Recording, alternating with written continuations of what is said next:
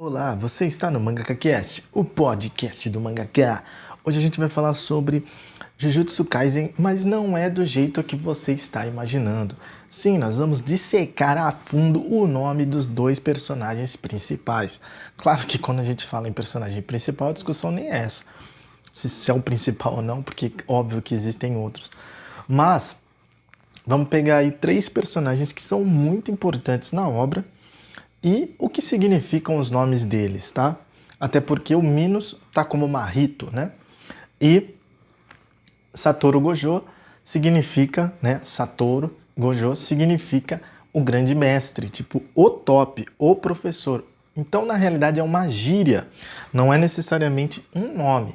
Então, quem seria Satoru Gojo? Pode ser vários tipos de divindades que ele parece, mas ele também pode ser, de repente, um arcanjo, provavelmente. Um arcanjo Menadel, provavelmente. Então, essa teoria é basicamente gira em torno disso. Outra coisa também, ele tem bem esse estilão, né? Outra teoria também que pode ser, dissecando aqui o nome, né? O nome tá certo, tá? Os nomes que nós estamos falando aqui tá tudo certo. Só que quem é realmente não dá para saber, só o autor pode falar, né? Então, assim, agora vamos no Ryomen Sukuna. É esse aí mesmo.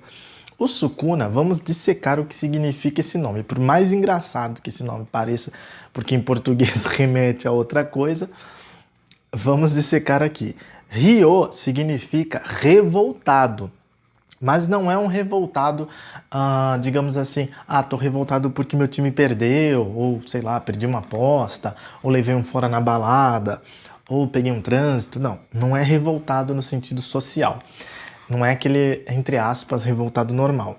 É um revoltado contra as regras das divindades. Então, seria basicamente uma pessoa que é contra as regras, até mesmo de Deus, entendeu? Ryo significa isso. Men significa homem. Só que tem um detalhe. Por que eu vou voltar agora? Porque Ryo também significa, geralmente é remetido a dragões revoltados. Os dragões, eles são muito famosos, né, pelo poder, por voar, por soltar fogo e muitas vezes por realizar desejos. Só que tem um detalhe também muito importante sobre os dragões. A maioria são famosos em quase todo tipo de história de dragão, que tem dragão envolvido, claro,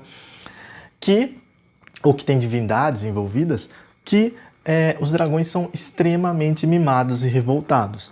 Então, isso a gente tem inúmeros filmes, séries, livros, mangás, animes, nossa, entretenimento disso é o que não falta. Mas é muito conhecido até em livros religiosos, escrituras, você vai encontrar isso também. Então, não é muito difícil de achar esse tipo de conteúdo.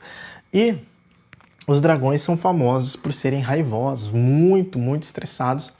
Então, Ryo significa isso também. Então, é como se fosse... Por quê? Os dragões que estão em dimensões muito superiores, quando eles ficam revoltados, se revoltam contra Deus, digamos assim, ele significa tipo Ryo, significa exatamente isso. Men, homem, obviamente em português. Só que, o que acontece? Os dragões, eles sabem ficar em frequência humana, entendeu? Eles sabem usar magia de frequência humana, fisicamente ficar em frequência humana. Então, eles não necessariamente precisam ser um dragão para estar ali. Eles podem estar em corpo humano e parecer um humano normal. Então, Ryomen seria o equivalente a um dragão revoltado, celestial poderoso, caído, né?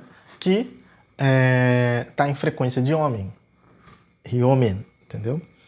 Sukuna. Agora nós vamos aqui, apesar desse nome ser muito engraçado, a gente vai separar aqui, é importante separar nesse caso, tá? Porque Su significa exatamente isso que a gente falou agora, de descendências de dragões, né?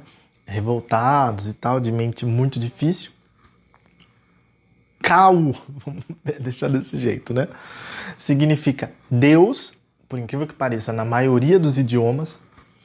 Então seria uma espécie de deus-dragão, né? Como Shenron significa deus-dragão, Sheirong, né? Shen, deus, Long, dragão, né? Shenlong, dragão, deus-dragão. Então, Ryo Man, Sukuna seria o equivalente a isso. Deus dragão em versão homem. Olha que doideira. Em português ficaria basicamente esse o nome. Então, veja que coisa bem interessante, né? Então dissecamos agora o Marrito. Vamos lá para o Marrito. Nosso famoso Minos de Creta, o Marrito. Ma, M-A, significa demônio, né? Mas não necessariamente no mau sentido. Muitas vezes é denominado quando a pessoa tem uma liderança, uma hierarquia entre quase todo mundo, e é um ser tão poderoso que é tipo um imperador, né, dos demônios, digamos assim. É mais usado nesse caso, né? R-I é de Rai, né? Tipo oi, né? Então, comprimento, ou seja, um carisma, né? Ele tem muito carisma. Então, assim, carisma, né? To, que significa o equivalente a dia, né? A recomeçar. Então, é um ser que está sempre tentando, digamos assim, fazer testes ali, né? Mesmo de maneira bem grotesca, né? Fazendo testes ali com as almas humanas. Então é por isso que ele é tão poderoso. Ele é um semideus, filho de Zeus, se não me engano, com a Europa. E então ele é muito poderoso, né? Um ser que de muitos anos atrás foi um grande imperador na Europa. Então tem essa pegada exatamente do que a gente está falando. E então é por isso que ele conhece tanto, né? Já foi Shinigami, né? Famoso, e juiz, né? No mundo dos infernos, por muito tempo, inclusive indo e voltando, às vezes voltando até desse trabalho. Então, Marrito significa isso, significa exatamente essa questão de ser como se fosse um juiz ali, né? Do mundo dos mortos, que mostra que existe carisma e que existe um novo dia, digamos assim. Então é bem interessante dissecar esses nomes, né? Porque às vezes o nome tá assim, porque em outro idioma, tirando o nosso, né? Tirando quem entende português, obviamente, tá assim exatamente para que a pessoa possa entender rápido, né? Então você coloca tudo juntinho, cria como se fosse um outro nome, né? E a pessoa que entende aquele idioma já bate o olho e entende. Entendeu? Muitas vezes em inglês, né? Para já a pessoa bater o olho e já entender. Então, basicamente, inclusive, esses nomes estão em inglês, né? Então, para ficar mais fácil exatamente para vender, né?